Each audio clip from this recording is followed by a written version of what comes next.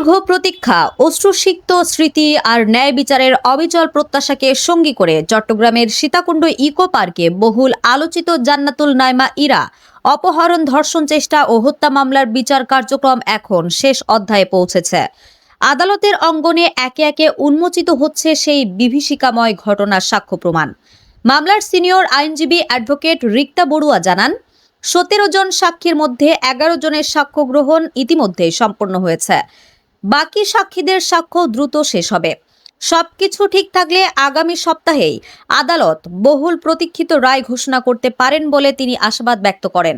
তিনি বলেন, দ্বিতীয় শ্রেণীর শিক্ষার্থী ইরার বয়স ছিল মাত্র 7 বছর। শৈশবের নির্মল হাসি আর স্বপ্নভরা চোখ নিয়ে বেড়ে ওঠা শিশুটি ধর্ষণ চেষ্টায় ব্যর্থ হয়ে আসামি বাবু শেখ ওরফে মাহবুব আলমের নিষ্ঠুরতার শিকার হয়। গলা কেটে গুরুতর আহত করার পর 2 দিন মৃত্যুর সঙ্গে লড়াই করে তৃতীয় দিনে পৃথিবীর মায়া ত্যাগ করে সে। চট্টগ্রামের নারী ও শিশু নির্যাতন দমন ট্রাইব্যুনাল 4-এ চলমান এ মামলায় রাষ্ট্রপক্ষে দায়িত্ব পালন করছেন পাবলিক প্রসিকিউটর অ্যাডভোকেট আ.ন.ম কামরুল হাসনাত চৌধুরী, অতিরিক্ত জেলা public prosecutor advocate Mohammad Sarwar Hussain Lablu এবং সিনিয়র আইনজীবী অ্যাডভোকেট রিক্তা বড়ুয়া। দীর্ঘদিনের অপেক্ষার পর বিচার কার্যক্রমে গতি ফেরায় নিহত ইরার পরিবার, স্বজন ও এলাকাবাসীর মাঝে নতুন আশার আলো জ্বলেছে। তাদের বিশ্বাস, আদালতের রায়ের মাধ্যমে শুধু একটি মামলার নিষ্পত্তিই হবে না, বরং এক নিষ্পাপ শিশুর জন্য প্রতিষ্ঠিত হবে ন্যায় বিচারের মর্যাদা। সীতাকুণ্ড সহ পুরো চট্টগ্রামের মানুষের প্রত্যাশা, এই রায় হোক অন্যায়ের বিরুদ্ধে এক কঠোর বার্তা। অপরাধের অন্ধকারে হারিয়ে যাওয়া ইরার স্মৃতির প্রতি হোক রাষ্ট্র ও সমাজের ন্যায়সঙ্গত শ্রদ্ধাঞ্জলি। এটা একটা হৃদয় বিদারক ঘটনা।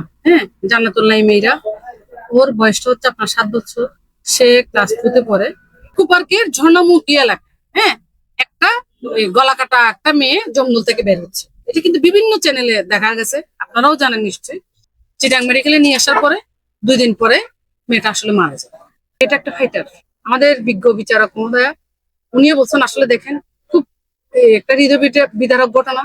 ও একজন ফাইটার না হলে চিন্তা করেন যে মামলার আসামি, তার অনেক বয়স, সে প্রায় তার বয়স 45 বছর, আর মেয়েটা বয়স 7। কিভাবে যুদ্ধ করছে বলে, সে কিন্তু রেপ করতে চাইছে, বাট তাকে রেপ করতে পারেনি। এরপর দেখেন গলায় দিয়ে ছুরি বসাই দিছে। তারপর সে বাঁচার তাগিদে জঙ্গল থেকে বের হয়ে কিন্তু সে রোডে নেমে আসছে। ঘটনাস্থলে রোডের জন্মমুখ এলাকা, একদম রাস্তার উপর চলে আসছে। ওখান থেকে এলাকার লোকজন নিয়ে গেছে। যে বাবু শেখ, যে আজকে মামলার আসামি, সে জান্নাতুল নাইমা ইরাকে হাত ধরে একদম হেলে দুলে, যেমন দাদুর সাথে নাতি যায় সেরকম একদম হেলে দুলে ওর সাথে বেড়াতে নিয়ে যাবে বলছে। চকলেট দিছে, ও চলে যাচ্ছে। পরবর্তীতে ওই বাবু শেখই কিন্তু যখন ধরা পড়ছে তখন সে স্বীকার করছে সে জান্নাতুল নাইমা ইরাকে মানে রেপ করার চেষ্টা করছে।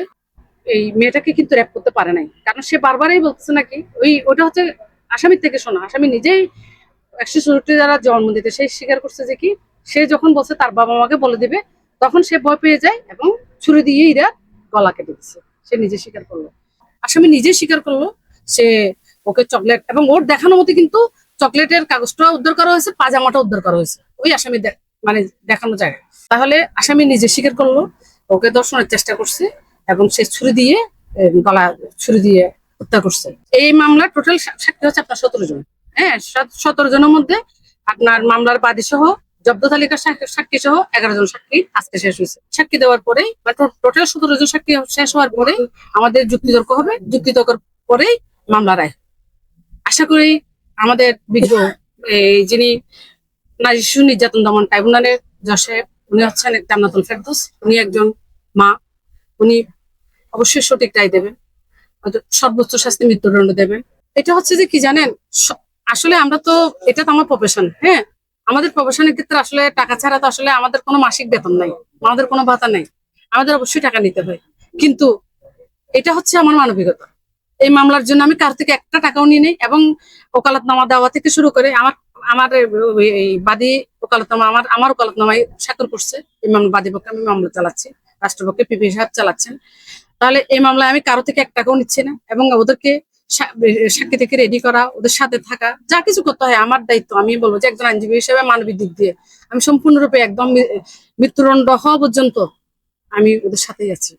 এই মামলা আসলে কোনো ধরনের কোনো চাপ প্রয়োগ করা হয়নি। কারণটা হচ্ছে কি জানেন, এই মামলায় স্বরাষ্ট্র মন্ত্রণালয় থেকে শুরু করে প্রত্যেকটা মন্ত্রণালয় কিন্তু এগুলি কিন্তু খবর নিচ্ছে মামলার কি অবস্থা। হ্যাঁ, এই ব্যাপারে আমি বলবো যে সরকার অবশ্যই মানে চাচ্ছে যে যাতে এই মামলাগুলি দ্রুত নিষ্পত্তি হয়, সরকারও চাচ্ছে।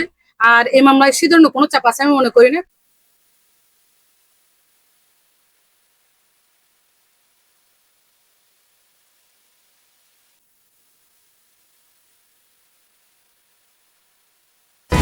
HM Expert B500 CWR স্বাধীনতার সুবর্ণ জয়ন্তীতে নতুন বাংলাদেশ গড়ার প্রত্যয় HM Steel।